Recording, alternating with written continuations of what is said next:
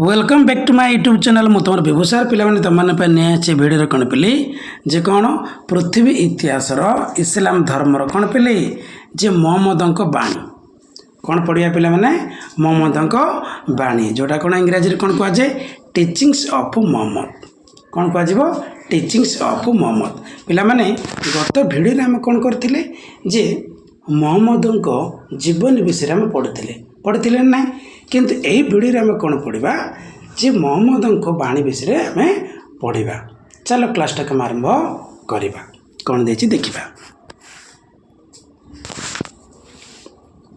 महापुरुष मोहम्मद प्रवर्तित धर्म को कहुए इस्लाम धर्म मन रखिए पिली महापुरुष मोहम्मद प्रवर्तित धर्म को कौन कहुए इस्लाम धर्म अर्थात जड़े व्यक्तिर ईश्वर बा आल्लाहଙ୍କ निकटरे निजको आत्मसमर्पण इस्लाम धर्मर अर्थ होची कौन पिला माने जे जड़े व्यक्तिर ईश्वर जबा गोटे व्यक्तिर ईश्वर अर्थात आल्लाहଙ୍କ निकटरे निजको कौन करवा आत्मसमर्पण करवा इस्लाम धर्मावलंबी माने मुसलमान हिसाब से कथित जो माने कौन करती इस्लाम धर्म ग्रहण करती से कौन कहुए मुसलमान मन रखिए पिला माने जो मैंने कौन करती इस्लाम धर्म ग्रहण करती से कौन कहुए मुसलमान बोली कहुए ला इला इल्ला लह मोहम्मद और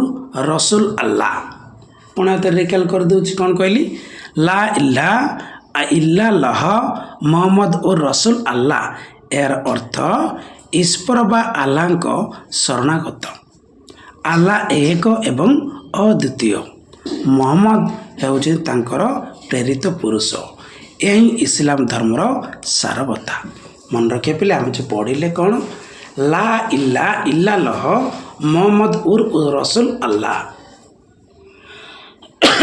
यार अर्थ होछि कौन ईश्वर बा आल्लाह शरणागत आल्लाह एक एवं अद्वितीय मोहम्मद होउछन्ति तांकर प्रेरित पुरुष बुझिला ने आमे माने समस्ते गोटे गोटे कौन पिले जे भगवान आम हूँ सृष्टि आम हे भगवान जन जन संतान बुझिल आमको पठे जे भल काम कर देशर सेवा कर समाज सेवा कर लोक मान सेवा करने पठे किए भगवान किए भगवान आम से कम करने को पड़ो सेमती एक कथा से कहते कौन मुझे कौन प्रेरित पुरुष कार आल्लाहर किए कहते मोहम्मद कहते किए कहते मोहम्मद महापुरुष मोहम्मद प्रचारित बाणी और नीति गुड़िक पवित्र धर्मग्रंथ कौन पिली कोरान रे लिपिबद्ध मन रखिए पिली जमी आम ख्रीष्ट धर्म पढ़ी ख्रीष्ट धर्मर पवित्र ग्रंथ कौन थिला बाइबल थिला ना नहीं पिला माने सेमिति हिंदू धर्मर पवित्र ग्रंथ कौन थिला कौन अच्छी भागवत गीता अच्छी ना नहीं सेमिति जे इस्लाम धर्मर कौन जे जो धर्म ग्रंथ पवित्र ग्रंथर नाम होची कोरान कौन कोरान यह छड़ा हादित रे रही विभिन्न प्रसंग रे उद्धृत मोहम्मद बाणी समूह वर्तमान देखा इस्लाम धर्मर मूल नीति गुड़िक प्रथम नीति आसला कौन 21 पर बाद कौन पिला माने 21 पर बाद कौन कहते हम देखा इस्लाम धर्मर 21 पर बाद नीति उपर आधारित इस्लाम धर्मटा क्या उपर आधारित 21 पर बाद उपर आधारित 21 पर बाद माने कौन जन को विश्वास करवा एक को विश्वास करवा आ क्या विश्वास करवा ना ए प्रकार कौन कह 21 पर बाद देख आल्लाह एक एवं अद्वितीय 21 पर बाद मूल नीति हूँ कौन आल्लाह एक एवं अद्वितीय आल्लाह पर कहीं नुह एमती कहते से परम शक्तिमान तथा दया क्षमा करुणा प्रेमर प्रतीक किए आल्लाह कार प्रतीक मन रख दया क्षमा करुणा प्रेमर प्रतीक होती किए आल्लाह से ये विश्व ब्रह्मांडर सृष्टिकर्ता किए आल्लाह तेणु से सर्वव्यापी सर्वदर्शी निराकार ଆଲ୍ଲାହ କ'ଣ ହେଉଛନ୍ତି ବୋଲି ସର୍ବବ୍ୟାପୀ, ସର୍ବଦର୍ଶୀ, ନିରାକାର। ଆଲ୍ଲାହଙ୍କ ଭିନ୍ନ ଅନ୍ୟ କୌଣସି ଦେବଦେବୀଙ୍କ ପୂଜା କରିବା ଅତ୍ୟନ୍ତ ଗର୍ହିତ କାର୍ଯ୍ୟ। ଆଲ୍ଲାହଙ୍କ ଭିନ୍ନ ଅନ୍ୟ କୌଣସି ଦେବାଦେବୀଙ୍କୁ ପୂଜା କରିବା ଅତ୍ୟନ୍ତ ଗର୍ହିତ କାର୍ଯ୍ୟ। ମାନେ ଆଲ୍ଲାହଙ୍କ ବିନା ଆମେ କାହାକୁ ପୂଜା କରିପାରିବା ନାହିଁ। ଏ କଥା ସେ କହିଛନ୍ତି କିଏ? ମହମ୍ମଦ ହେଉଛନ୍ତି ଆଲ୍ଲାହଙ୍କ ପ୍ରେରିତ ଧର୍ମଦୂତ ଓ ଆଲ୍ଲାହଙ୍କ ବାଣୀକୁ ଜଗତରେ ପ୍ରଚାର କରିବା ପାଇଁ ସେ ପୃଥିବୀରେ ଅବତୀର୍ଣ୍ଣ ହୋଇଛନ୍ତି। କିଏ? ମହମ୍ମଦ। ପିଲାମାନେ ଯେ କେବେ ନିଜକୁ ନେଇକି ବହୁତ ବଡ଼ ବୋଲି ଭାବିବନି, କାହିଁକିନା ଆମଠାରୁ ବି କେହି ଗୋଟେ ଅଛନ୍ତି ଆମକୁ ଚଲାଉଛନ୍ତି, ବୁଝିଲ କି? କେବଳ ନିଜକୁ କ'ଣ ଭାବିବ, ମୁଁ ହେଉଛି ତାଙ୍କର ସନ୍ତାନ, ମୁଁ ହେଉଛି ତାଙ୍କର ପୁରୁଷ, ମୁଁ ତାଙ୍କେ ମୋତେ ଯେଉଁଥିପାଇଁ ପଠାଇଛନ୍ତି ସେ କାମ ମୁଁ କରିବାକୁ ଏଠି ଆସିଛି, ସେ କାମ କରିବି। ଯଦି ସେମାନେ ସନ୍ତୁଷ୍ଟ ହେଲେ ସେ ଅନୁସାରେ ମୋତେ ମାର୍କ ଦେବେ। କିଏ? ଭଗବାନ। ସତ ନା ମିଛ? ଏ ପ୍ରକାର କଥା ପିଲି। କିନ୍ତୁ ଇଏ କିଏ କହିଛନ୍ତି ଏ କଥା? ଯେ ମହମ୍ମଦ ଏ କଥା କହିଛନ୍ତି ଏକସ୍ପର ବାଦ, ମାନେ ଯିଏକି ଆଲ୍ଲାହ ଏକ ଏବଂ ଅଦ୍ୱିତୀୟ ବୋଲି କହିଛନ୍ତି। ତାପରେ ନେକ୍ସଟ ଦେଖ କର୍ମଫଳ। କ'ଣ? କର୍ମଫଳ। କର୍ମଫଳ କ'ଣ ଦେଇଛି ଦେଖିବା। ମୁସଲମାନ ମାନେ ଆତ୍ମାର ଅମରତ୍ୱ ତଥା ଶେଷ ବିଚାର ଉପରେ ଗୁରୁତ୍ୱ ଆରୋପ କରନ୍ତି। ମନେ ରଖିବ, ମୁସଲମାନ ମାନେ ଆତ୍ମାର ଅମରତ୍ୱ ତଥା ଶେଷ ବିଚାର ଉପରେ ଗୁରୁତ୍ୱ ଆରୋପ କରିଛନ୍ତି। ମାନେ କ'ଣ? ଆମର ଆତ୍ମାର କ'ଣ ବୋଲି ଅମରତ୍ୱ, ଆତ୍ମାର କ'ଣ? ଅମରତ୍ୱ। ଆତ୍ମା କ'ଣ ଅଛି? ଅମର ରହେ ବୋଲି କହିଛନ୍ତି। କେଉଁ ଧର୍ମ ମାନେ? କେଉଁ ଲୋକମାନେ? ମୁସଲମାନ ଲୋକମାନେ। ଏହାର ଅର୍ଥ ହେଲା ମୃତ୍ୟୁ ସହିତ ଜୀବନର ସମାପ୍ତି ଘଟେ ନାହିଁ। କ'ଣ? ମୃତ୍ୟୁ ସହିତ ଜୀବନର ସମାପ୍ତି ଘଟେ ନାହିଁ। ଶରୀର ନଷ୍ଟ ହୋଇଗଲେ ମଧ୍ୟ ଆତ୍ମାର ମରଣ ନାହିଁ। ମନେ ରଖିବେ ବୋଲି। କିନ୍ତୁ ସୁନ୍ଦର କଥା ଗୋଟେ ଦେଇଛି ଏଠି। ମୁଁ ସୁନ୍ଦର କଥାଟା ତୁମମାନଙ୍କୁ କହୁଛି। ଯେତେବେଳେ ଆମେ ବୌଦ୍ଧ ଧର୍ମ ପଢ଼ିବା, ବୌଦ୍ଧ ଧର୍ମ ଆତ୍ମାକୁ ବିଶ୍ୱାସ କରେ ନାହିଁ। ମନେ ରଖିବ। କିନ୍ତୁ ଏ ଯେଉଁ ଇସଲାମ ଧର୍ମ ଆତ୍ମାକୁ ବିଶ୍ୱାସ କରୁଛି। କେମିତି? ଇସଲାମ ଧର୍ମ କ'ଣ କହୁଛି? ଯେ ପିଲାମାନେ ଇସଲାମ ଧର୍ମ କ'ଣ କହୁଛି? ଶରୀର ନଷ୍ଟ ହୋଇଗଲେ ମଧ୍ୟ ଆତ୍ମାର ମରଣ ନାହିଁ ବୋଲି କହୁଛି। କିନ୍ତୁ ବୌଦ୍ଧ ଧର୍ମରେ କ'ଣ ହେଉଛି? ଶରୀର ଯଦି ନଷ୍ଟ ହୋଇଗଲା ଆତ୍ମା ମଧ୍ୟ ନଷ୍ଟ ହୋଇଯିବ, ରହେ ନାହିଁ ବୋଲି କୁହାହେଉଛି। କିନ୍ତୁ ଖ୍ରୀଷ୍ଟିଆନ ଧର୍ମ, ହିନ୍ଦୁ ଧର୍ମ ଆଉ କ'ଣ ଇସଲାମ ଧର୍ମ ଆତ୍ମାର ଅସ୍ତିତ୍ୱକୁ ସ୍ୱୀକାର କରିଥିଲା ବେଳେ ବୌଦ୍ଧ ଧର୍ମ ତାହା ଗ୍ରହଣ କରେ ନାହିଁ। ଦେଖିବା କ'ଣ ଦେଇଛନ୍ତି। ତେଣୁ ମୃତ୍ୟୁ ପରେ ଶେଷ ବିଚାର ଦିନ ମଣିଷର ପାପ ପୁଣ୍ୟର ବିଚାର ହୁଏ। ଯେଉଁ ଆତ୍ମା ସତ୍ ସ୍ୱଭାବର ଓ ସତ୍ ଗୁଣର ସେମାନେ ସ୍ୱର୍ଗ ବା ଜନତକୁ ଗଲାବେଳେ ଅସତ୍ ମାର୍ଗରେ ପରିଚାଳିତ ହେଉଥିବା ଆତ୍ମା ପାଇଁ ସ୍ଥାନ ହେଲା ନରକ ବା ଜାହାନ୍ନମ। ବେହେସ୍ତରେ ପୁଣ୍ୟବାନ ବ୍ୟକ୍ତି ସୁଖ ଆନନ୍ଦରେ କଳାତିପାତ କରେ ଏବଂ ଜାହାନ୍ନମରେ ପାପୀକୁ ଭୋଗ କରିବାକୁ ହୁଏ ଅସହ୍ୟ ଯନ୍ତ୍ରଣା। ଯଦି ଯିଏ ଭୁଲ କାମ କଲା, ଯିଏ ଖରାପ କାମ କଲା, ସେ କେଉଁଠି? ନରକ ଓ ଜାହାନ୍ନମରେ କ'ଣ ହେବ? କଳାତିପାତ କରିବ ଏବଂ ସେଠି ଭୋଗ କରିବ। କ'ଣ? ନିଜର କର୍ମଫଳ। ବୁଝିଲ କି? ଯଦି ଆମେ ଭଲ କାମ କରିବା ଭଲ ଫଳ ପାଇବା, ସୁଖ ପାଇବା। ଯଦି ଆମେ ଖରାପ କାମ କରିବା ଆମେ କ'ଣ ପାଇବା? ଦୁଃଖ ସୁନିଶ୍ଚିତ ପାଇବା। ସେ କଥା କହିଛନ୍ତି। ତେଣୁ ଏହି ଅନୁସାରେ ସମସ୍ତେ ନିଜର କର୍ମକୁ ନିୟନ୍ତ୍ରିତ କରିବା ଉଚିତ। ସେଥିପାଇଁ କୁହାଯାଉଛି ବୋଲି କର୍ମ ହିଁ ଭଗବାନ। ଯଦି ଆମେ କର୍ମ କରିବା ଆମେ ଠିକ୍ ରହିପାରିବା। ବୁଝିଲା ନାହିଁ? କେଉଁ କର୍ମ? ଭଲ କର୍ମ। କେଉଁ କର୍ମ? ଭଲ କର୍ମ। ଏଇ ଯେଉଁ କର୍ମ ଫଳ ଉପରେ ସେ କ'ଣ କରୁଥିଲେ? କିଛି ଅବଦାନ ଦେଇଥିଲେ। କିଏ? ମହମ୍ମଦ। କିଏ? ମହାପୁରୁଷ ମହମ୍ମଦ। ସେ କହିଛନ୍ତି କ'ଣ? ମୃତ୍ୟୁ ସହିତ ଜୀବନର କେବେ ସମାପ୍ତି ଘଟେ ନାହିଁ, କିନ୍ତୁ ଶରୀର ନଷ୍ଟ ହୋଇଗଲେ ମଧ୍ୟ ଆତ୍ମାର କେବେ ମରଣ ହୁଏ ନାହିଁ ବୋଲି କହିଛନ୍ତି। ତାପରେ ନେକ୍ସଟ ଦେଖିବା କ'ଣ? ବିଶ୍ୱ ଭାତୃତ୍ୱ। କିଏ କହିଛନ୍ତି? ମହାପୁରୁଷ ମହମ୍ମଦ। ଦେଖ, ମହାପୁରୁଷ ମହମ୍ମଦଙ୍କ ଚିନ୍ତାଧାରା ଓ ଆଦର୍ଶ ଥିଲା ଅତ୍ୟନ୍ତ ମହତ। ତାଙ୍କର ଲକ୍ଷ୍ୟ ଥିଲା ବିଶ୍ୱ ଭାତୃତ୍ୱ ଅର୍ଥାତ୍ ମଣିଷ ମଧ୍ୟରେ ଭାତୃତ୍ୱ ଭାବ ସୃଷ୍ଟି କରିବା। ମାନେ ଏଇ ଯେଉଁ କଥା ଯେଉଁ କୁହାଯାଇଛି, ମହାପୁରୁଷ ମହମ୍ମଦଙ୍କର ଯେଉଁ ଚିନ୍ତା ଥିଲା, ଯେଉଁ ଆଦର୍ଶ ଥିଲା, ଯେ ବିଶ୍ୱ ଭାତୃତ୍ୱ ସୃଷ୍ଟି କରିବା ମାନେ କ'ଣ ମଣିଷ ମଧ୍ୟରେ ଗୋଟିଏ ଭାତୃତ୍ୱ ଭାବ ସୃଷ୍ଟି କରିବା ତାଙ୍କର ଲକ୍ଷ୍ୟ ଥିଲା। କାର ମହମ୍ମଦ ମହାପୁରୁଷ ସବୁ ମଣିଷ ଯଦି ପରସ୍ପର ପ୍ରତି କ'ଣ କରିବେ ସ୍ନେହ ପ୍ରେମର ବନ୍ଧନରେ ଆବଦ୍ଧ ହେବେ ତାହେଲେ ଶତ୍ରୁତା କପଟତା ସ୍ୱାର୍ଥପରତା ଆଦି ଖରାପ ଗୁଣ ଲୋପ ପାଇଯିବ। ମନେ ରଖିବ ପିଲାମାନେ କ'ଣ ଯଦି କ'ଣ ହେବ ଯେ ସବୁ ମଣିଷ ଯଦି କ'ଣ ହେବ ପରସ୍ପର ପ୍ରତି କ'ଣ କରିବେ ସ୍ନେହ କରିବେ ଭଲ ପାଇବେ ପ୍ରେମ କରିବେ ସେ ପ୍ରେମ ସ୍ନେହର ଯଦି ଆବଦ୍ଧ ହେବେ ତାହେଲେ ଯେ ମନୁଷ୍ୟ ଭିତରେ ଯେଉଁ ଶତ୍ରୁତା ଥାଉଛି ଯେଉଁ କପଟତା ଥାଉଛି ଯେଉଁ ସ୍ୱାର୍ଥପରତା ଥାଉଛି ସେଗୁଡ଼ା କ'ଣ ହେଇଯିବ ଲୋପ ପାଇଯିବ। ତେଣୁ ମଣିଷ ମଧ୍ୟରେ ଏ ଭାତୃତ୍ୱ ଭାବର ସଞ୍ଚାର ପାଇଁ ଆଲ୍ଲାହ ହିଁ ଏକମାତ୍ର ମାଧ୍ୟମ ବୋଲି ସେ ମତବ୍ୟକ୍ତ କରିଥିଲେ। କିଏ କହିଛନ୍ତି ମହାପୁରୁଷ ମହମ୍ମଦ। ତାପରେ ଦେଖିବା ଆଉ ଏକ ନୀତିବାଣୀ ସେଇଟା ହେଉଛି କ'ଣ ଆଚାର ସଂହିତା ଯାହାକୁ କ'ଣ କୁହାଯିବ କୋଡ୍ ଅଫ୍ କଣ୍ଡକ୍ଟ ବୋଲି କୁହାଯାଏ। ମହମ୍ମଦଙ୍କର ଆଉ ଏକ ନୀତିବାଣୀ ଥିଲା ଯାହାକୁ କ'ଣ କୁହାଯାଏ ଆଚାର ସଂହିତା ବୋଲି କୁହାଯାଏ। ଇଂରାଜୀରେ କ'ଣ କୁହାଯାଏ କୋଡ୍ ଅଫ୍ କଣ୍ଡକ୍ଟ ବୋଲି କୁହାଯାଏ। କ'ଣ ସେଇ ଆଚାର ସଂହିତା ଗୁଡ଼ାକ ଆମେ ପଢ଼ିବା।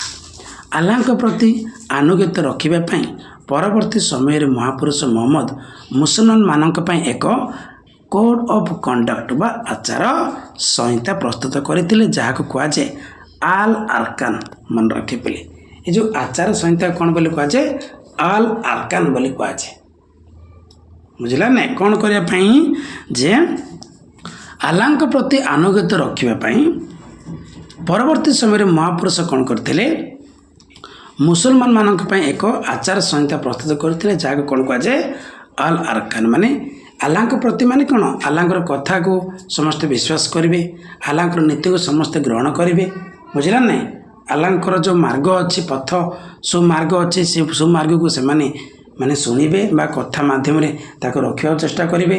ବୁଝିଲା ନାହିଁ ନିଜର ଦୈନନ୍ଦିନ ଜୀବନ ପାଇଁ ଭଲ ହେବ ସେ ଉଦ୍ଦେଶ୍ୟରେ ହେଲା ସେ ଆଚାର ସଂହିତା ସେ କ'ଣ କରିଥିଲେ ପ୍ରସ୍ତୁତ କରିଥିଲେ କିଏ ମହାପୁରୁଷ ମହମ୍ମଦ। ଏଇ ଯେଉଁ ସଂହିତାରେ କ'ଣ ହେଇଥିଲା ବୋଲି 5ଟି ଗୁଣାବଳୀ ଉପରେ ଆଧାରିତ ଥିଲା। କେତୋଟି ଗୁଣାବଳୀ 5ଟି। ଏ ଯେଉଁ ଆଚାର ସଂହିତା ଥିଲା କେତୋଟି ଗୁଣାବଳୀ ଉପରେ ଆଧାରିତ ଥିଲା 5ଟି ଗୁଣାବଳୀ ଉପରେ ଆଧାରିତ ଥିଲା।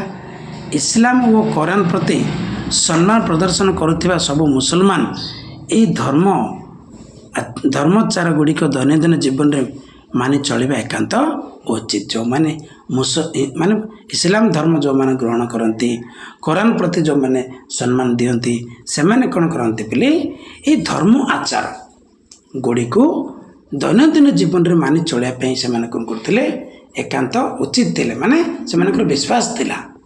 ସେ ଯେଉଁ ଆଚାର ସହିତ ଯେଉଁ 5ଟି ଥିଲା କ'ଣ ସେଗୁଡ଼ାକ ଆମେ ଦେଖିବା। ପ୍ରଥମେ ଆସିଲା ନମାଜ ତାପରେ ଆସିଲା ରୋଜା ତାପରେ ଆସିଲା ହଜ୍ ଜାକତ ସାଦାକ। ମନେ ରଖିବେ ବୋଲି କ'ଣ କହିଲି ନମାଜ ରୋଜା ହଜ୍ ଜାକତ ସାଦାକ। ପ୍ରଥମେ ପଢ଼ିବା କ'ଣ ଆମେ ନମାଜ ବିଷୟରେ କେଉଁ ବିଷୟରେ ନମାଜ ବିଷୟରେ ଆମେ ପଢ଼ିବା। ନମାଜ କ'ଣ ଦେଖ ପ୍ରତ୍ୟେକ ଇସଲାମ ଧର୍ମାବଲମ୍ବୀଙ୍କ ପାଇଁ ପ୍ରାର୍ଥନା ନମାଜ ଦିନକୁ 5 ଥର କରିବା ବିଧେୟ। ମନେ ରଖିବେ ବୋଲି ଦିନକୁ ସେମାନେ କେତେ ଥର କରିବା ବିଧେୟ 5 ଥର। କ'ଣ କରିବା ପାଇଁ ନମାଜ କରିବା ପାଇଁ। ହାଉ ମେନି ଟାଇପ୍ସ ନା ହାଉ ମେନି ଟାଇମ୍ 5 ଟାଇମ୍ ସେମାନେ କ'ଣ କରିବେ ଯେ ନମାଜ ଦିନକୁ 5 ଥର ସେମାନେ କରିବା ଉଚିତ। ପ୍ରଭାତ ପୂର୍ବରୁ ମଧ୍ୟାହ୍ନ ଅପରାହ୍ନ ସୂର୍ଯ୍ୟାସ୍ତ ରାତ୍ରି କ'ଣ କରିବେ ସକାଳ ପୂର୍ବରୁ ଗୋଟେ କରିବେ ମଧ୍ୟାହ୍ନ ସମୟରେ ଗୋଟେ କରିବେ ଅପରାହ୍ନ ସମୟରେ ଗୋଟେ କରିବେ ସୂର୍ଯ୍ୟାସ୍ତ ସମୟରେ ଗୋଟେ କରିବେ ଆଉ ରାତ୍ରି ସମୟରେ ମଧ୍ୟ କରିବେ। ଏଟା କେତେଟା ହେଲା ବୋଲି 5ଟି ହେଲା। କେତେଟି ହେଲା 5ଟି। ସେମାନେ ଯଦି ନମାଜ ପଢ଼ିବାକୁ ଚାହାନ୍ତି ଦିନକୁ କେତେ ଥର ନମାଜ କରିବେ 5 ଥର। ଗୋଟିଏ ଦିନର ଏ 5ଟି ସମୟରେ ଆଲ୍ଲାହଙ୍କ ଉଦ୍ଦେଶ୍ୟରେ ନମାଜ କରିବା ଆବଶ୍ୟକ। କେତେ ଦିନରେ ଗୋଟିଏ ଦିନରେ ସେମାନେ ଗୋଟିଏ ଦିନରେ କ'ଣ କରନ୍ତି ବୋଲି ଯେ 5ଟି ସମୟରେ ଆଲ୍ଲାହଙ୍କ ଉଦ୍ଦେଶ୍ୟରେ ନମାଜ କରିବା ବୋଲି କୁହାଯାଇଛି। ଯିଏ ଯେଉଁଠି ଥାଉ ନା କାହିଁକି ଆଲ୍ଲାହଙ୍କ ନମାଜ ମାଧ୍ୟମରେ आत्मसमर्पण कले से ही आमको उपयुक्त मार्गर निर्देश देवे जी जोटी थाउ थाउ है जो लोक मैंने जो थे कौन करवा दरकार नमाज करवा दरकार केते थर दिन को 5 थर मस्जिद गुड़िक नमाज पूर्वर अजान अर्थात लोकों को डकाइबा कार्य संपादित करती मुअज्जिन जी अजान दियंती मन रखिए पिली अजान कहले कौन मस्जिद गुड़िक नमाज पूर्वर कौन होती अजान अर्थात लोकों को डकाइबा कार्य संपादित करती मुअज्जिन जी अजान करती अजान माने कौन जे नमाज पढ़े नमाज करेंगे ना नहीं से नमाज पूर्वर कौन जे लोकों को डकाइबा कार्य को कौन कहुए बोली अजान बोली कहुए कौन कहुए अजान बोली कहुए ये थे से नीतिवाणी दिन को केते थर प्ले करते 5 थर यापर लोके प्रार्थना करती यह छड़ा प्रति शुक्रवार मध्याह्न नमाज पाठ वांछनीय मन रखिए बोली केबे प्रति शुक्रवार दिन मध्याह्न कौन करेंगे जे नमाज पाठ करेंगे कौ माने मुसलमान माने जो माने कि इस्लाम धर्म ग्रहण करी देखिए नेक्स्ट कौन रजा गोटे कौन थिला नमाज एवं आसला कौन रजा प्रत्येक मुसलमान आउ एक पवित्र कर्तव्य है वर्षक गोटे निर्दिष्ट मासरे उपवास व्रत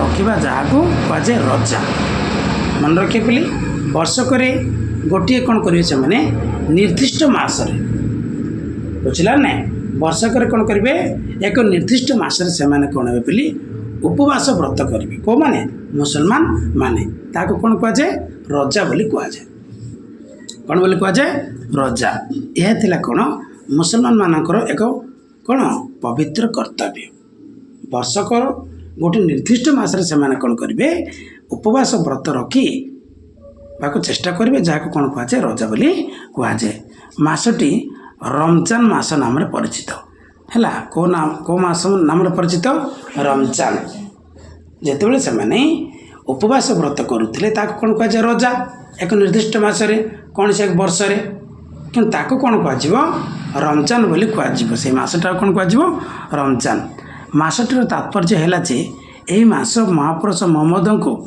देवदूत गाब्रिएल पवित्र बाणी शुणाई कौन पे से माने प्रकार काम करती से जो मासरे कौन करते बोली महापुरुष कौन करते महापुरुष मोहम्मद को किए देवदूत किए थे गाब्रिएल कौन करते पवित्र बाणी शुणाई महापुरुष मोहम्मद को यही मासरे सूर्योदय सूर्यास्त पर्यंत उपवास रही मुसलमान माने चित्त शुद्धि करिथांती यह द्वारा आल्लाह को उपलब्धि करिवार मार्ग प्रशस्त होता है मन रखे बोली यही मासरे से माने कौन सूर्य उदय हेबाठारू सूर्य अस्त पर्यंत से माने कौन रोते उपवास रोते बुझिपारछ ना कौ पर्यंत सूर्य उदय हेबारू ना सूर्य उदय सूर्य अस्त हेबा पर्यंत कौ माने मुसलमान माने मन रखिबो वर्षकर गोटे निर्दिष्ट मासरे उपवास व्रत रहा कौन कहुए रजा से मास को कौन कहुए बोली रमजान भाव में कहुए तापर आसला हज कौन हज निज जीवन काल भितर प्रत्येक मुसलमान अंततः थरे पवित्र मक्का को तीर्थयात्रा करने उचित मन रखे बोली निजर जीवन काल मध्य बुझला ना ये जो निजर जीवन काल बंची काल मध्य प्रत्येक मुसलमान अंततः थरे कोटिकी जीवे मक्का कोटी जीवे मक्का मक्का कहले अलग मक्का कहीदेवनी से खाଇବା मक्का कहीदेवनी बुझला ना आरब देशर जो मक्का नगरी अच्छी से नगरी कथा कहूँ से मक्का नगरी को से माने जीवे तीर्थयात्रा करने उचित बोली पवित्र मक्का नगरी को जीवा उचित बोली मोहम्मद को नीतिवाणी कहुए जहाँ को कौन कहुए हज बा हज यात्रा बोली कहुए कौन कहुए हज बा हज यात्रा बोली कहुए कौटी गले पवित्र मक्का तीर्थयात्रा कले है पवित्र मक्का को कौन कले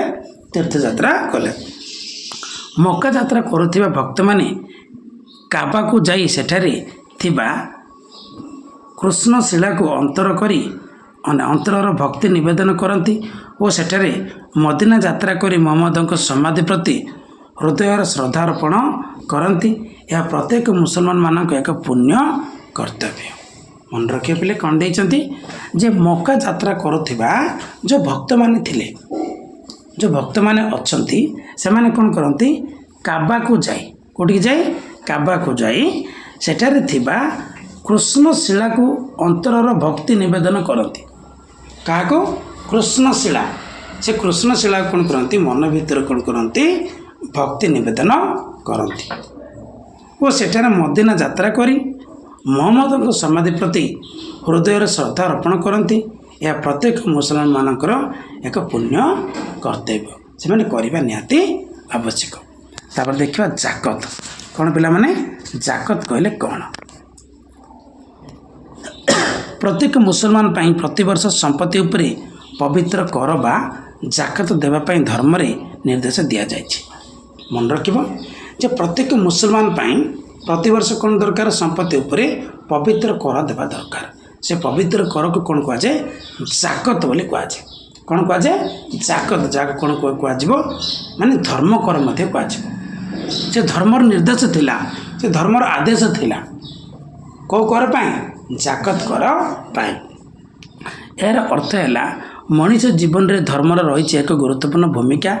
ନିଜର ସେହି ଧର୍ମୀୟ କର୍ତ୍ତବ୍ୟ ପାଳନ ପାଇଁ ଜଣେ ଜାକତ ମାଧ୍ୟମରେ କିଛି ପବିତ୍ର କର ଦେଲେ ତାହା ଧର୍ମ କାର୍ଯ୍ୟରେ ବିନିଯୋଗ ହୋଇପାରିବ।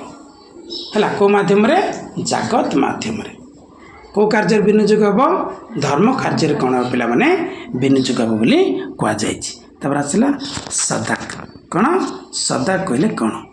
ଦରିଦ୍ରକୁ ଦାନ ଇସଲାମ ଧର୍ମର ଅନ୍ୟ ଏକ ଅଙ୍ଗ। ମାନେ କ'ଣ, ଯେ ମହମ୍ମଦଙ୍କ ନୀତିବାଣୀ ଥିଲା କ'ଣ, ସଦାକ, ଯେଉଁଟା ଆଚାର ସଂହିତା ମଧ୍ୟରୁ ଭିନ୍ନତମ, ବୁଝିଲା ନା? କିନ୍ତୁ ଆଚାର ସଂହିତା ମଧ୍ୟରୁ କେତୋଟି ଅଛି? 5ଟି। ହେଲା, ଯେଉଁଟା ବର୍ତ୍ତମାନ ପଡ଼ୁଛି କ'ଣ, ସଦାକ। ଏ ସଦାକଟା କ'ଣ, ଦରିଦ୍ରକୁ ଦାନ ଇସଲାମ ଧର୍ମର କ'ଣ ଅନ୍ୟ ଏକ ନୀତି। ସେଥିପାଇଁ ନିଜ ବାର୍ଷିକ ଆୟର 40 ଭାଗରୁ 1 ଭାଗ ଦାନ କାର୍ଯ୍ୟରେ ବ୍ୟୟ କରିବା ଉଚିତ। କ'ଣ ଲେଖାଯାଇଥିଲା ଯେ ମୁସଲମାନ ଧର୍ମ, ଇସଲାମ ଧର୍ମର ମହମ୍ମଦଙ୍କ ଯେଉଁ ନୀତିବାଣୀ ଥିଲା ସେଥିରେ ଲେଖାଯାଇଛି କ'ଣ, ବାର୍ଷିକ ଆୟର 40 ଭାଗରୁ 1 ଭାଗ ଦାନ କାର୍ଯ୍ୟରେ ବ୍ୟୟ କରିବା ଉଚିତ। ପୁନଶ୍ଚ ଏହି ଦାନ କାର୍ଯ୍ୟ ସମସ୍ତଙ୍କୁ ଜଣାଇ କରାଯିବା ଅପେକ୍ଷା ସଭିଙ୍କ ଅଜାଣତରେ ସମାପନ କରିବା ଜଣେ ପ୍ରକୃତ ମୁସଲମାନର କର୍ତ୍ତବ୍ୟ। ଦେଖେଇକି ମାଳ ଜପିବା ଦରକାର ନାହିଁ ବୋଲି କଥା କହିଛନ୍ତି। ସେଭଳି କଥା କହିଛନ୍ତି, ଦେଖେଇବା ନା କରିକେ ମାଲା ଫେରତେ ଫେରତେ ଯୁଗ ଗାୟା। କହିଛନ୍ତି ନା ରେ, ଦେଖେଇକି ମାଳ ଜପିବା ଦରକାର ନାହିଁ। କେମିତି କରିବା ଦରକାର? କ'ଣ, ସଭିଙ୍କ ଅଜାଣତରେ, ମାନେ ଧୀରେ ସ୍ଥିରେ ତମେ କ'ଣ କରିବା ଦରକାର, ଦାନ କରିବା ଉଚିତ।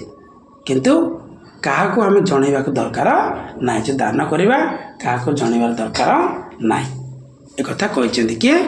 ମହମ୍ମଦଙ୍କ, ମହାପୁରୁଷ ମହମ୍ମଦ କହିଛନ୍ତି ତାଙ୍କ ନୀତିବାଣୀରେ। ତାପରେ ଦେଖିବା ନେକ୍ସଟ କ'ଣ, ନୈତିକତା। କିଛି କିଛି ଯେଉଁ ନୀତି ଅଛି ସେ ନୈତିକତା ଉପରେ ଗୁରୁତ୍ୱ ଦେଇଛନ୍ତି। ଦେଖିବା, ଆଲ ଆରକାନ ବା ପଞ୍ଚଗୁଣ ବ୍ୟତୀତ ମହାପୁରୁଷ ମହମ୍ମଦ ତାଙ୍କ ବାଣୀରେ ନୈତିକତା ଓ ନୀତିନିୟମ ଜୀବନ ଉପରେ ବିଶେଷ ଗୁରୁତ୍ୱ ଆରୋପ କରିଛନ୍ତି, ଯାହା କୋରାନରେ ସନ୍ନିବେଶିତ। ମନେ ରଖିବେ ପିଲାମାନେ, କ'ଣ କହିଛନ୍ତି, କିଛି କିଛି ନୀତି ଉପରେ ସେ କ'ଣ କରିଛନ୍ତି, ଗୁରୁତ୍ୱ ଦେଇଛନ୍ତି। କ'ଣ କ'ଣ? ପିତାମାତାଙ୍କ ପ୍ରତି ଭକ୍ତି ପ୍ରଦର୍ଶନ, ମିଥ୍ୟା ନ କହିବା, ମିଥ୍ୟା ସାକ୍ଷୀରୁ ବିରତ ରହିବା, ପରଦ୍ରବ୍ୟ ଅପହରଣ ନ କରିବା, ଦରିଦ୍ରଙ୍କୁ ଦୟା, ପଶୁ ପ୍ରତି ଅହିଂସା, ମଦ୍ୟପାନରୁ ବିରତ ରହିବା, ଜୁଆ ନ ଖେଳିବା ବା ଅହଂ ଭାବ ପୋଷଣ କରି ଅନ୍ୟକୁ ଅତ୍ୟାଚାର ନ କରିବା ଆଦି ସାଧାରଣ ନୈତିକ ଗୁଣାବଳୀ ଉପରେ ମହମ୍ମଦ ମୁସଲମାନମାନଙ୍କ ଦୃଷ୍ଟିକୁ ଆକର୍ଷଣ କରିଥିଲେ। ଯେଉଁଟା କ'ଣ, ଭଲ କର୍ମ ନା ଭଲ ଗୁଣ ତାକୁ ଗ୍ରହଣ କରିବା, ଯେଉଁଟା ଖରାପ ଗୁଣ ତାକୁ କ'ଣ କରିବା, ପରିତ୍ୟାଗ କରିବା। ସେ ଉଦ୍ଦେଶ୍ୟରେ କିଛି ନୀତିବାଣୀ ସେ ଦେଇଛନ୍ତି କିଏ? ମହାପୁରୁଷ ମହମ୍ମଦ। ସରଳ ନିରାଡ଼ମ୍ବର ଜୀବନଯାପନ ମାଧ୍ୟମରେ ଆଲ୍ଲାହଙ୍କ ପାଖରେ ନିଜକୁ ନିବେଦନ କରିବା ଉଚିତ। ମାନେ ସରଳ, ନିରାଡ଼ମ୍ବର ଜୀବନଯାପନ ମାଧ୍ୟମରେ କ'ଣ କରିବା ଉଚିତ? ଆଲ୍ଲାହଙ୍କ ପାଖରେ ଆମେ ନିବେଦନ କରିବା ଉଚିତ ବୋଲି କହିଛନ୍ତି। କିଏ? ମହାପୁରୁଷ ମହମ୍ମଦ। ତାପରେ ଦେଖିବା କ'ଣ? ମୂର୍ତ୍ତି ପୂଜାର ବିରୋଧୀ। ଦେଖ ମହମ୍ମଦଙ୍କ ନୀତିବାଣୀରେ କ'ଣ ଲେଖାଯାଇଛି? ମୂର୍ତ୍ତି ପୂଜାର ବିରୋଧୀ ବିଷୟରେ ଲେଖାଯାଇଛି। ଦେଖି ବିରୋଧ ବିଷୟରେ ଲେଖାଯାଇଛି। ଇସଲାମ ଧର୍ମର ଅନ୍ୟାନ୍ୟ ବିଶେଷତ୍ୱ ମଧ୍ୟରୁ ମୂର୍ତ୍ତି ପୂଜା ବିରୋଧ ଅନ୍ୟତମ।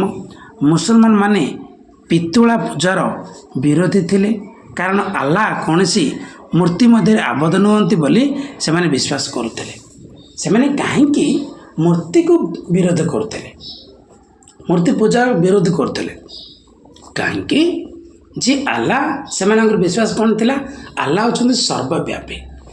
ସତନା ମିଛରେ କ'ଣ? ଆଲ୍ଲାହ ହେଉଛି କ'ଣ? ସର୍ବବ୍ୟାପୀ।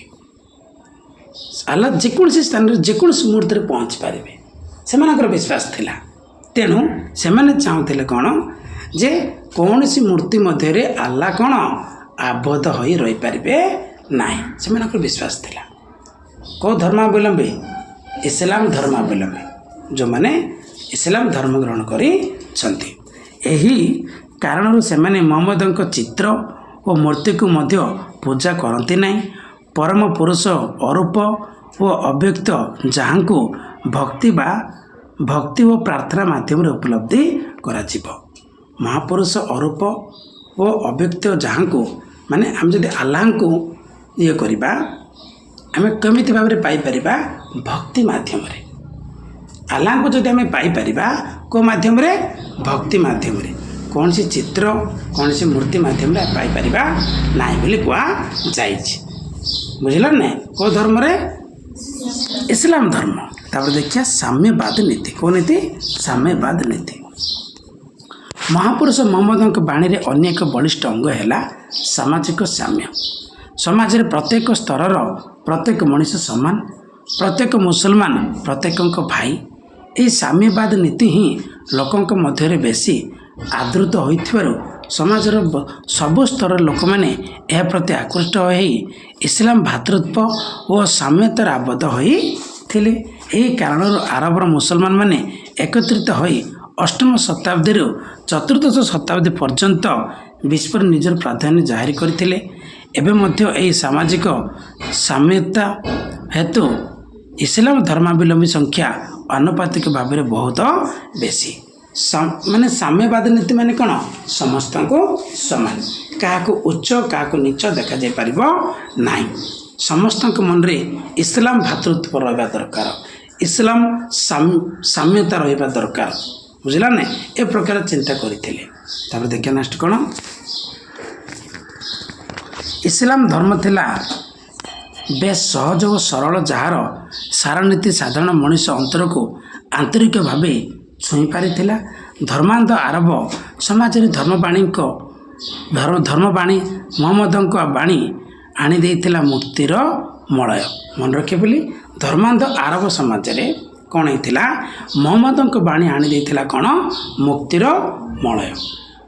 ଯେ ଲୋକମାନଙ୍କ ମନରେ ଯେଉଁ ସେ ବାଣୀ ଶୁଣିଲା ପରେ ସରଳ ଭାଷାରେ ଯେଉଁ ବାଣୀ ଗୁଡ଼ାକ ସେମାନେ ଗ୍ରହଣ କରୁଥିଲେ, ସେମାନେ ବୁଝିପାରୁଥିଲେ, ସେ ଉଦ୍ଦେଶ୍ୟରେ ସେମାନେ କ'ଣ ହେଉଥିଲେ? ଯେ ସମାଜରେ ଗୋଟେ କ'ଣ ହେଇଥିଲା ବୋଲି ମୁକ୍ତିର ମଳୟ ସୃଷ୍ଟି ହେଇଥିଲା ବୋଲି କୁହାଯାଇଛି। କେଉଁ ମଳୟ? ମୁକ୍ତିର ମଳୟ। ତାଙ୍କର ପ୍ରବର୍ତ୍ତିତ ଧର୍ମରେ ଜଟିଳ ପୂଜା ପଦ୍ଧତି, କ୍ଲିଷ୍ଟତା, ଗଭୀର ତତ୍ତ୍ୱ ଦର୍ଶନ ନଥିବାରୁ ସ୍ୱାଭାବିକ ଭାବେ ସାଧାରଣ ଲୋକମାନେ ଏହି ମତବାଦ ପ୍ରତି ଆକୃଷ୍ଟ ହୋଇଥିଲେ। ବିଶେଷ କରି ମଧ୍ୟଯୁଗୀୟ ଧର୍ମାନ୍ଧ କୁସଂସ୍କାରଗ୍ରସ୍ତ ଅବହେଳିତ ଆରବ ମରୁଭୂମିରେ ମହାପୁରୁଷ ମହମ୍ମଦଙ୍କ ପ୍ରବର୍ତ୍ତିତ ନୂତନ ମତବାଦ ସମସ୍ତଙ୍କ ଦ୍ୱାରା ଗ୍ରହଣୀୟ ହୋଇଥିଲା। ଐତିହାସିକ ୱିଲ୍ ଡୁରାଣ୍ଟ ତାଙ୍କ ଦି ଏଜ୍ ଅଫ୍ ଫେଥ୍ ପୁସ୍ତକରେ ଲେଖିଛନ୍ତି। କ'ଣ ଲେଖିଛନ୍ତି? ଆରବ୍ୟ ମଧ୍ୟରେ ଅପୂର୍ବ ଆଧ୍ୟାତ୍ମିକ ଭାବ ଓ ଧର୍ମୀୟ ଚେତନା ଆଣିବା ପାଇଁ ମହାପୁରୁଷ ମହମ୍ମଦ ଧର୍ମକୁ ମାଧ୍ୟମ ହିସାବରେ ଗ୍ରହଣ କରିଥିଲେ। ସେ ଭଲ ଭାବରେ ଜାଣିଥିଲେ ଯେ ଅନ୍ୟ କୌଣସି ମାଧ୍ୟମରେ ତତ୍କାଳୀନ ଆରବ୍ୟମାନେ ପ୍ରଭାବିତ ହୋଇ ନଥାନ୍ତି। ତେଣୁ ସେମାନଙ୍କ ଆଶା, ବିଶ୍ୱାସ, ଭୟ, ଭ୍ରାନ୍ତି, କଳ୍ପନା ଓ ଚିନ୍ତାକୁ ସମ୍ପୂର୍ଣ୍ଣ ଭାବରେ ଉପଲବ୍ଧି କରି ମହମ୍ମଦ ଯଥାର୍ଥ ମାର୍ଗ ଅବଲମ୍ବନ କରିଥିଲେ, ଯାହା ଫଳବତୀ होइतिला माने से जो धर्म माध्यम रे लोक मानक एकत्रित कर पारिबे बुझला ना कोन कर पारिबे एकत्रित कर पारिबे लोक मानक मन रे गोटे कोन हबा पेले गोटे नूतन चेतना सृष्टि हो सेमानकर आगको जीवार मार्गटा कौन हो जे देखा से उद्देश्यटा कौन होता प्रतिफलित होता को माध्यम रे मोहम्मद नीतिवाणी माध्यम रे जोटा इस्लाम धर्म रे लेखा जाइए जोटा बाइबल रे लेखा नहीं बाइबल बोलছে कौन कुरान रे लेखा जाइए कौन पे कुरान रे लेखा जाइए देख ऐतिहासिक डोरांट उपरोक्त उक्तिर स्पष्ट सूचित हुए जे ठीक समय ठीक स्थान रे बाणी प्रवर्तित होइथिबारु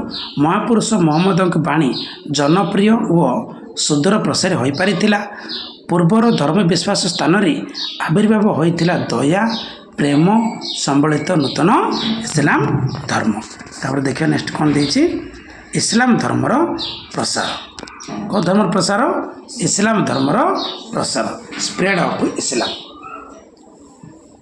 महापुरुष मोहम्मद आरब देश को धर्मीय दृष्टिकोण एकत्रित करते प्राय सबु आरबीय इस्लाम धर्म ग्रहण करने को आगे आसी निज मृत्यु पूर्वर मोहम्मद कौन से उत्तराधिकारी मनोनीत कर देख पिले उत्तराधिकारी निहाती दरकार जीवन में बुझला ना भार संभाली बोले जहाँ कहुए सेमिति जे मृत्यु पूर्व मोहम्मद कौन से उत्तराधिकारी मनोनीत करी नथिले अथच तांको मृत्यु बेलू तांको प्रचारित धर्म भाव आरबर जाजाबर गोष्ठी गुड़िक परिणत होते एक शक्तिशाली जाति रे मोहम्मद मृत्यु पर यह गोष्ठी गुड़िकर मुख्य मदीना ठारे मिलित होई तांकर अति घनिष्ठ शिष्य तथा अंतरंग बंधु आबू बेकर को इस्लाम धर्म प्रथम खलीफा रूपे निर्वाचन करथिले मन रखे पिली क्या माने ये करा जायतिला प्रथम खलीफा रूपे माने निर्वाचित करा जायतिला सी होची के आबू बेकर तांकर जे कि अंतरंग बंधु कार अंतरंग बंधु से होची मोहम्मदंकर बुझला ना मोहम्मदंकर अंतरंग बंधु जे थिले के आबू बेकर से इस्लाम धर्म प्रथम खलीफा रूपे निर्वाचित होइतिले खलीफा शब्दर अर्थ होची प्रतिनिधि मन रखे पिली ये जो खलीफा शब्दर अर्थ होची कौन प्रतिनिधि प्रकांतरे खलीफा माने थिले महापुरुष मोहम्मद परोक्ष प्रतिनिधि जो माने अमीर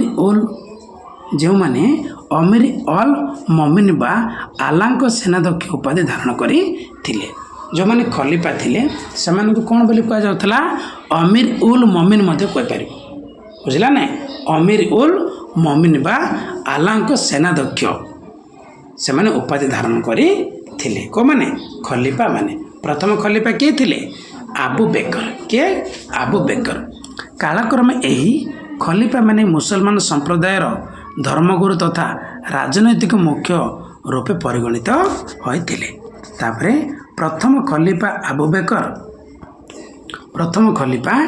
आबू बेकर इस्लाम धर्मर प्रचार पाई थिले बेस तत्पर तांकर उत्तराधिकारी ओमर मन रखे पेले के ओमर थिले जने योग्य और शक्तिशाली खलीफा कार आबू बेकर जे कि उत्तराधिकारी थिले तांको नाम थिला ओमर से जने कौन थिले योग्य और शक्तिशाली खलीफा के अमरंक समय रे मुसलमान मानक सामरिक शक्ति अति मात्रा रे वृद्धि पाइबारु जेरुजेलम सीरिया प्रभृति राज्य जय सहित पारस्य और मिश्र मध्य पदान्नत होइतिला प्रति देश जय करिबा परि विजित देशर लोकन को इस्लाम धर्म रे दीक्षित करा जाइतिबारु इस्लाम धर्मावलंबी संख्या दिन को दिन कौन होइतिला बढ़िबा को लागिला बुझला ने जे अमर थिले अमरंक समय कौन होता बोले जे सामरिक शक्ति कौन होता वृद्धि पाई को शक्ति सामरिक शक्ति वृद्धि पाइबा फल जेरुजेलम सीरिया ये जो प्रभृति राज्य गुड़िक कौन होते बोले राज्य जय करने सहित पारस्य मिश्र मध्य पदान्नत होता प्रति देश जय करने पर विजित देश लोकों संख्या कौन होता इस्लाम धर्म दीक्षित करने को लगिले से लोक मान ଯାହାଫଳରେ କ'ଣ ହେଇଥିଲା ଦିନକୁ ଦିନ ସେମାନଙ୍କର ସଂଖ୍ୟା ବଢ଼ିବାକୁ ଲାଗିଲା। ତାପରେ ଦେଖିବା ଅମରଙ୍କ ମୃତ୍ୟୁ ପରେ ଇସଲାମ ଧର୍ମାବଲମ୍ବୀମାନଙ୍କ ମଧ୍ୟରେ ଅନ୍ତର୍ଯୁଦ୍ଧ ଲାଗି ସେମାନେ ଦୁଇ ଭାଗରେ ବିଭକ୍ତ ହୋଇଥିଲେ। ଅମରଙ୍କ ଅନୁଚରମାନେ ହେଲେ ଉମାୟଦ ହିସାବରେ ନାମିତ ହେଲାବେଳେ ଆବାସଙ୍କ ଅନୁଚରମାନଙ୍କୁ କୁହାଗଲା ଆବବାସିଦ। ମନେ ରଖିବା ବୋଲି ତୁମେ ଖ୍ରୀଷ୍ଟ ଧର୍ମ ଦେଖିଛ, ଖ୍ରୀଷ୍ଟ ଧର୍ମ ଶୁଣିଛ। ଖ୍ରୀଷ୍ଟ ଧର୍ମରେ ଦୁଇଟି ଅଛି, ଗୋଟେ ହେଲା କାଥୋଲିକ ଆଉ ଗୋଟେ ଆସିଲା ବାପ୍ଟିଷ୍ଟ। ଅଛି ନା ନାଇଁ? ଗୋଟେ କ'ଣ କାଥୋଲିକ ଆଉ ଗୋଟେ ଆସିଲା ବାପ୍ଟିଷ୍ଟ। ଏଠି ମଧ୍ୟ ସେମିତି ଅଛି। ଗୋଟେ ହେଲା କ'ଣ ଅମାୟତ ଆଉ ଗୋଟେ ଆସିଲା କ'ଣ ଆବବାସିଦ ହେଲା। ଅମରଙ୍କ ଅନୁଚରମାନଙ୍କୁ ଯେଉଁମାନେ ଫଲୋଅର୍ସ, ବୁଝିଲ ନାଇଁ, ଅମରଙ୍କ ଯେଉଁମାନେ ଫଲୋଅର୍ସ ଥିଲେ ସେମାନଙ୍କୁ କ'ଣ କୁହାଗଲା ଅମୁଆଦ ବୋଲି କୁହାଗଲା। ଏବଂ ଆବାସଙ୍କ ଯେଉଁମାନେ ଫଲୋଅର୍ସ ଥିଲେ ସେମାନଙ୍କୁ କ'ଣ କୁହାଗଲା ଆବବାସିଦ ବୋଲି କୁହାଗଲା। ଦୁଇ ଗୋଷ୍ଠୀ ମଧ୍ୟରେ ବିବାଦ କଳ ଲାଗି ରହିବାରୁ ଖଲିଫା ମନସୁରଙ୍କ ନେତୃତ୍ୱରେ ଆବବାସିଦ ମାନେ ବାଗଦାଦ ଠାରେ ସେମାନଙ୍କ ସ୍ୱତନ୍ତ୍ର ରାଜଧାନୀ ପ୍ରତିଷ୍ଠା କରି ଇସଲାମ ଧର୍ମ ପ୍ରସାରରେ ଅଗ୍ରଣୀ ହୋଇଥିଲେ। ମନେ ରଖିବ, ପୁଣି ହାତରେ ରିକାଲ କରିଦେଉଛି। ଦୁଇ ଗୋଷ୍ଠୀ ମାନେ କ'ଣ କ'ଣ? ଗୋଟେ ହେଲା ଅମାୟଦ ଆଉ ଗୋଟେ ଆସିଲା ଆବବାସିଦ। ଦୁଇଙ୍କ ମଧ୍ୟରେ କ'ଣ ହେଇଥିଲା? କଳ ସୃଷ୍ଟି ହେଇଥିଲା, ବିବାଦ ଦେଖାଯାଇଥିଲା। ହେଲେ ଖଲିଫା ଯିଏ ଥିଲେ ତାଙ୍କ ନାମ ଥିଲା ମନସୁର। କିଏ? ମନସୁର। ମନସୁରଙ୍କ ନେତୃତ୍ୱରେ କ'ଣ ହେଇଥିଲା? ଆବବାସିଦ ମାନେ, କେଉଁମାନେ? ଆବବାସିଦ ମାନେ ବାଗଦାଦ ଠାରେ ସେମାନଙ୍କର ସ୍ୱତନ୍ତ୍ର ରାଜଧାନୀ ପ୍ରତିଷ୍ଠା କରି ଇସଲାମ ଧର୍ମ ପ୍ରସାରଣ କରିବାରେ ଅଗ୍ରଣୀ ଥିଲେ। କେଉଁମାନେ? ଆବବାସିଦ ମାନେ। କେଉଁଠାରେ? ବାଗଦାଦ ଠାରେ। କେଉଁଠି? ବାଗଦାଦ ଠାରେ। ଆବବାସିଦ ଗୋଷ୍ଠୀର ଖଲିଫା ହାରୁନ ଅଲ ରସିଦଙ୍କ, ମନେ ରଖିବ କ'ଣ କହିଲି? ହାରୁନ ଅଲ ରସିଦଙ୍କ ସମୟରେ ଇସଲାମ ଧର୍ମ ଓ ସଂସ୍କୃତିର ପ୍ରଭୁତ ବିସ୍ତାର ଘଟି ସମଗ୍ର ଆରବ ସଭ୍ୟତା ପାଇଁ ଆଣିଥିଲା ଗର୍ବ ଗୌରବ। କାହା ସମୟରେ? ଖଲିଫା କିଏ ଥିଲେ? ହାରୁନ ଅଲ ରସିଦ ହେଲା।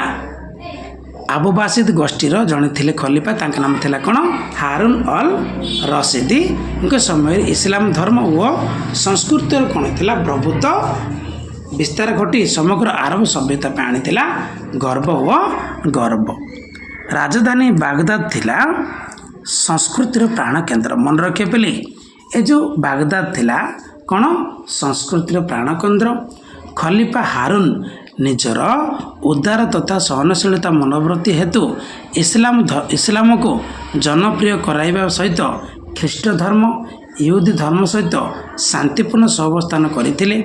ଦଶମ ଶତାବ୍ଦୀ ବେଳକୁ ତୁର୍କମାନଙ୍କ ଘନ ଆକ୍ରମଣ ଫଳରେ ଆରବ ସାମ୍ରାଜ୍ୟ ଲୋପ ପାଇଥିଲେ ହେଁ ମଧ୍ୟ ଏସିଆ, ପଶ୍ଚିମ ଏସିଆ, ଆଫ୍ରିକା ସମେତ ବହୁ ଅଞ୍ଚଳରେ ମୁସଲମାନମାନେ ନିଜର ପ୍ରାଧାନ୍ୟ ପ୍ରତିଷ୍ଠିତ କରି ଇସଲାମ ଧର୍ମକୁ ଏକ ଜନପ୍ରିୟ ଧର୍ମରେ ପରିଣତ କରି ସାରିଥିଲେ। ପୁରା ଖାତାମ କରିଦେଇଥିଲେ। ମାନେ ତାଙ୍କର ଯେଉଁ କର୍ତ୍ତବ୍ୟ ଥିଲା ସେ କର୍ତ୍ତବ୍ୟ କରିପାରିଥିଲେ। କ'ଣ ପିଲାମାନେ? ପୁଣି ହାତ ରିକାଲ କରିଦେଉଛି। ହାରୁନଙ୍କର ଯେଉଁ ଉଦାରତା ଥିଲା, ଯେଉଁ ସହନଶୀଳତା ଥିଲା, ସେତେବେଳେ କ'ଣ ହେଇଥିଲା? ଇସଲାମକୁ ଜନପ୍ରିୟ କରାଇବା ସହିତ ଖ୍ରୀଷ୍ଟ ଧର୍ମ ଓ ଇହୁଦୀ ଧର୍ମ ସହିତ ଶାନ୍ତିପୂର୍ଣ୍ଣ ସହାବସ୍ଥାନ ମଧ୍ୟ କରିଥିଲେ। ଆଉ କ'ଣ ଅଛି? ଦଶମ ଶତାବ୍ଦୀ ବେଳକୁ ତୁର୍କମାନଙ୍କର କ'ଣ ଘନ ଆକ୍ରମଣ, କ'ଣ ବାରମ୍ବାର ଯେତେବେଳେ କ'ଣ କରିଥିଲେ? ତୁର୍କମାନେ ଆକ୍ରମଣ କରିଥିଲେ। ଆରବ ସାମ୍ରାଜ୍ୟ କ'ଣ ହେଇଥିଲା? ଲୋପ ପାଇଥିଲେ ମଧ୍ୟ ଯେଉଁ ମଧ୍ୟ ଏସିଆ ଥିଲା, ପଶ୍ଚିମ ଏସିଆ ଥିଲା, ଯେଉଁ ଆଫ୍ରିକା ଥିଲା, ସେଇଟା କ'ଣ ହେଇଥିଲା ବୋଲି ସେଇ ଅଞ୍ଚଳମାନଙ୍କରେ ଏ ଯେଉଁ ଇସଲାମ ଧର୍ମ ଥିଲା, ଯେଉଁ ମୁସଲମାନ ମାନେ ଥିଲେ, ସେମାନେ ନିଜର ପ୍ରାଧାନ୍ୟ ବିସ୍ତାର ଲାଭ କରିଥିଲେ। ତାପରେ ଦେଖିବା ନେକ୍ସଟ କ'ଣ?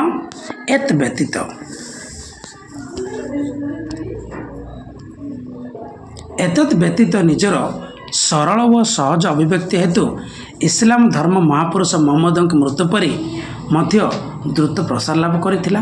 ଏଥିରେ ପୁରୋହିତ ଗୋଷ୍ଠୀର ପ୍ରାଧାନ୍ୟ ନଥିଲା ଅବା ଜଟିଳ ପୂଜା ପଦ୍ଧତି, ମନ୍ତ୍ରତନ୍ତ୍ର ଆଦି ନଥିବାରୁ ସାଧାରଣ ଲୋକେ ଖୁସି ମନରେ ଏହାକୁ ଗ୍ରହଣ କରୁଥିଲେ।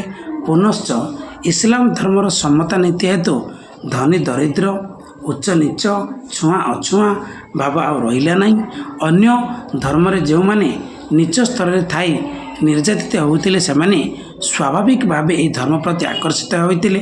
ତେଣୁ ଦେଖିବାକୁ ଗଲେ ଇସଲାମ ଧର୍ମର ପ୍ରସାର ପାଇଁ ଏହାର ନିଜସ୍ୱ ବିଶେଷତ୍ୱ ମଧ୍ୟ ବହୁ ପରିମାଣରେ ସହାୟକ ହୋଇଥିଲା। ଇଏ ଥିଲା ପିଲେ ତୁମମାନଙ୍କର କ'ଣ ଇସଲାମ ଧର୍ମ। କେଉଁ ଧର୍ମ? ଇସଲାମ ଧର୍ମ। ଆଉ କ'ଣ ଦେଇଛି ଦେଖିବା। ବାସ୍ତବିକ ଜଣେ ଧର୍ମ ପ୍ରବର୍ତ୍ତକ ହିସାବରେ ମହାପୁରୁଷ ମହମ୍ମଦଙ୍କ ଜୀବନୀ ଓ ବାଣୀ ଥିଲା ଅନନ୍ୟ। ସେଥିପାଇଁ ତାଙ୍କ ଜୀବନ କାଳରେ ଓ ମୃତ୍ୟୁ ପରେ ମଧ୍ୟ ଏହାର ଦ୍ରୁତ ପ୍ରସାର ଇସଲାମର ଜନପ୍ରିୟତା ସୂଚାଇ ଦିଏ।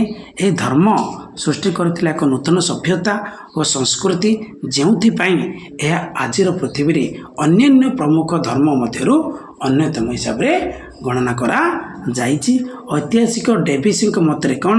During the 5th century following the death of Prophet Muhammad, his followers evolved a civilization much superior to anything which existed in Europe at that time। ମାନେ କ'ଣ କହିଛନ୍ତି? ମହମ୍ମଦଙ୍କ ମୃତ୍ୟୁର 5 ଶତାବ୍ଦୀ ପରେ ମଧ୍ୟ 5th century କହିছে ନା, during the 5th century following the death of Prophet ମହମ୍ମଦଙ୍କ ମୃତ୍ୟୁର 5 ସପ୍ତାହ ପରେ ମଧ୍ୟ ଇସଲାମ ଧର୍ମାବଲମ୍ବୀମାନେ କ'ଣ ତତ୍କାଳୀନ ୟୁରୋପୀୟ ସଭ୍ୟତା ଅପେକ୍ଷା ଏକ ଉନ୍ନତ ସଭ୍ୟତାର ଦାୟିତ୍ୱ ଥିଲେ ବୋଲି କୁହାଯାଇଛି। ଇସଲାମ ଧର୍ମର ଏହି ଅନବଦ୍ୟ ଗୁଣାବଳୀ ପାଇଁ ଆଜି ବି ବିଶ୍ୱର ବହୁ ଦେଶ ଇସଲାମ ଧର୍ମାବଲମ୍ବୀ ବୋଲି କୁହାଯାଇଛି। ଇଏ ଥିଲା ପିଲେ ତୁମମାନଙ୍କର କ'ଣ ଇସଲାମ ଧର୍ମର ନୀତିବାଣୀ ଓ ସେମାନଙ୍କର ପ୍ରସାର। ମହମ୍ମଦଙ୍କ ନୀତିବାଣୀ ଓ ପ୍ରସାର ବୋଲି ଆମେ ପଢ଼ିଲେ। ତୁମମାନେ ଚ୍ୟାନେଲଟା ସବସ୍କ୍ରାଇବ୍ କରିବ, ସେୟାର କରିବ, କମେଣ୍ଟ କରିବ, ଲାଇକ୍ କରିବ। Bye, thank you.